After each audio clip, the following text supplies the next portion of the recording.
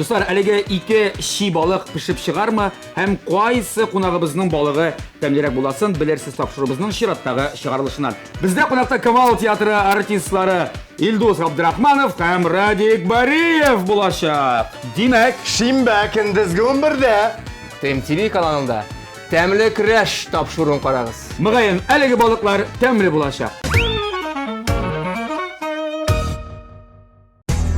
Һәрбер хуҗабикәнең үз сире, үз линиясе.